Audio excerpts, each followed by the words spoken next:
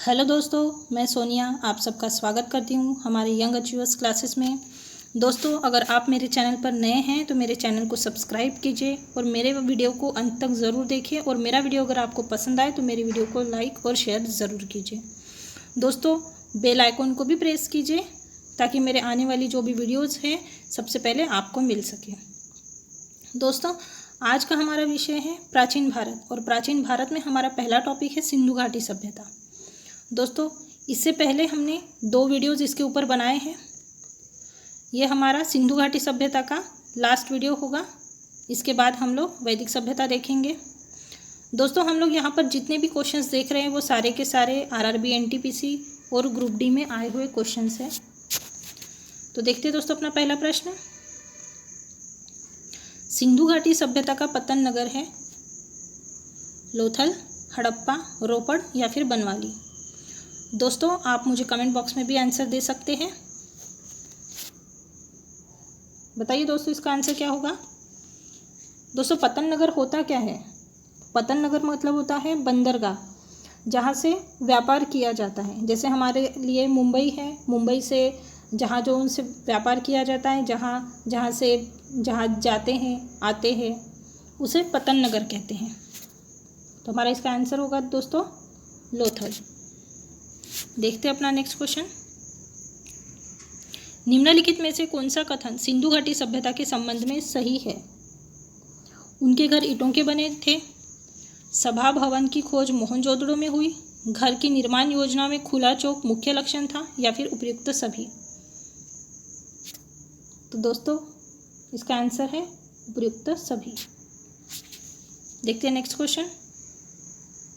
निम्नलिखित में से कौन सा स्थल भारत में नहीं है? हड़प्पा, कालीबंगा, रंगपुर और रोपड़। बताइए दोस्तों भारत में इनमें से कौन सा स्थान नहीं है? तो इसका आंसर है दोस्तों हड़प्पा। अब दोस्तों आप बोलोगे हड़प्पा भारत में नहीं है तो फिर हड़प्पा है कहाँ? तो दोस्तों हड़प्पा है पाकिस्तान में। और कालीबंगा कहाँ है? तो कालीबंगा है राजस्थान में।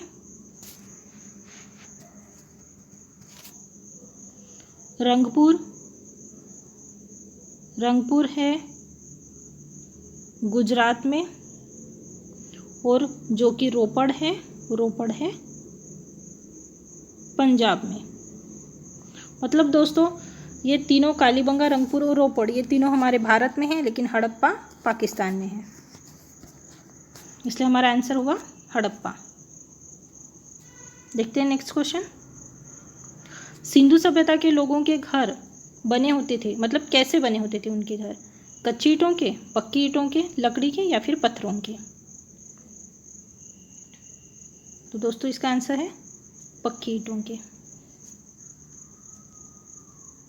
इनमें से कौन एक हड़प्पा सभ्यता की पूर्वी सीमा का निर्धारण करता है? अब हड़प्पा सभ्यता की पूर्वी सीमा का निर्धारण करता है लोथल, कालीबंगा, आलमगीरपुर या फिर डाबरकोट।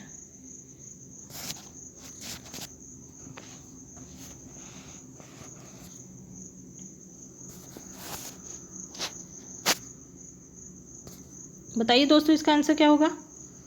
पूर्वी सीमा का निर्धारण करता है तो पूर्वी सीमा का निर्धारण कौन करेगा दोस्तों? आलमगीरपुर। अब दोस्तों पूर्वी सीमा का निर्धारण करता है मतलब कैसे? पूर्वी सीमा का निर्धारण कैसे करेगा?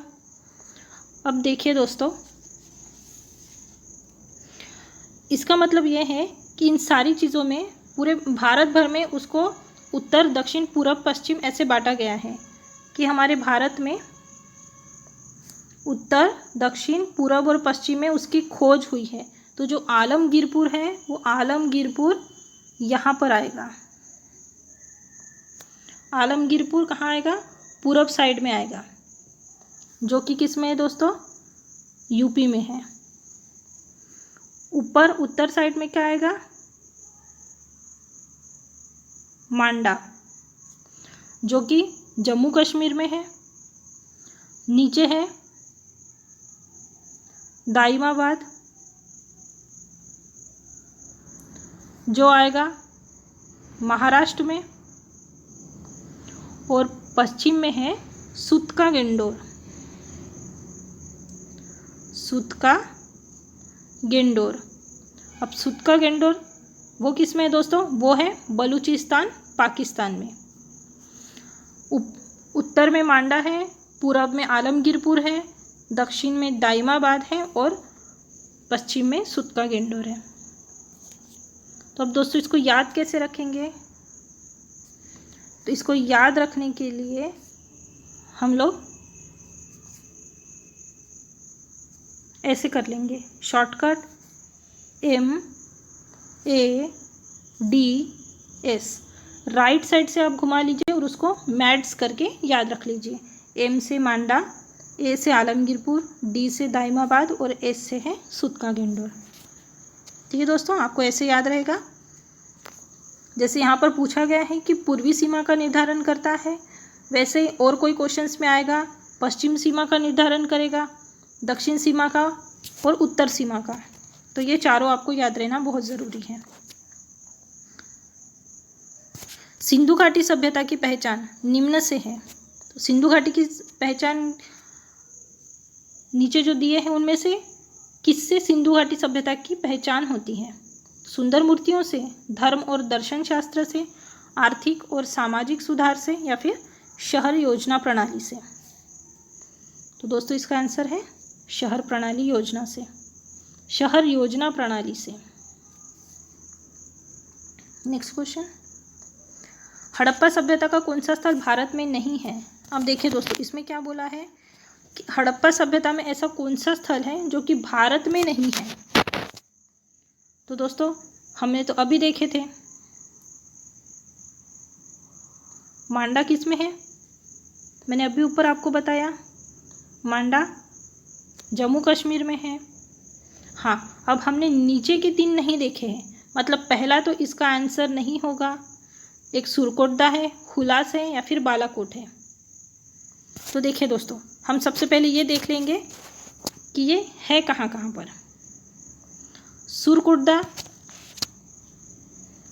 सुरकोटदा जो है वो है दोस्तों गुजरात में, हुलास है यूपी में, और बालाकोट है दोस्तों पाकिस्तान में। मतलब हमारे भारत में क्या नहीं है? तो हमारे भारत में बालाकोट नहीं है। देखते हैं नेक्स्ट क्वेश्चन, हड़प्पाकालीन लोगों को किसकी जानकारी नहीं थी?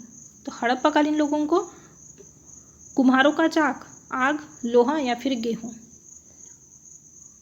तो दोस्तों उन लोगों को जानकारी नहीं थी लोहे की, क्योंकि उस समय उन लोगों ने तांबे की खोज की थी, लोहे की खोज नहीं हुई थी। मानव द्वारा सर्वप्रथम किस धातु का उपयोग किया गया था? अभी मैंने ऊपर बताया तांबे की खोज उन्होंने की, मतलब उसका आंसर क्या होगा? तांबा, चांदी, कांसा या पीतल? बताइए दोस्तों क्या होगा उसका आंसर? अभी मैंने ऊपर बताया था आपको। हाँ, तो उसका आंसर क्या होगा दोस्तों? तांबा। देखते हैं लास्ट क्वेश्चन, सिंधु घाटी सभ्यता का ज्ञान मिलता है किससे मिलता है? सिंधु घाटी सभ्यता का ज्ञान मिलता है, इसका मतलब ये है दोस्तों कि हमें सिंधु घाटी सभ्यता के बारे में जानकारी कहाँ से मिलती है? ताम्रपत्र से, अभिलेखों से, पुरातात्विक उत्खनन से, या तो फिर साहित्य से। तो दोस्तों हमें सिंधु घाटी सभ्यता के बारे में पुरातात्विक उत्खनन से पता चला। जब खुदाई की गई तब वहाँ पर पुराने अवशेष मिले, उत्खनन करने के बाद वहाँ पर पुराने अवशेष मिले, तब जाकर हमें सिंधु घाटी सभ्यता के बारे में पता चला। तो इसका आंसर क्या होगा दोस्तों? पुरातात्विक उत्खनन से। दोस्तों मेरा नेक्स्ट वीडियो आप ज़रूर देखें, और मेरा नेक्स्ट वीडियो होगा वैदिक सभ्यता से। मेरा वीडियो अंत तक देखने के लिए धन्यवाद।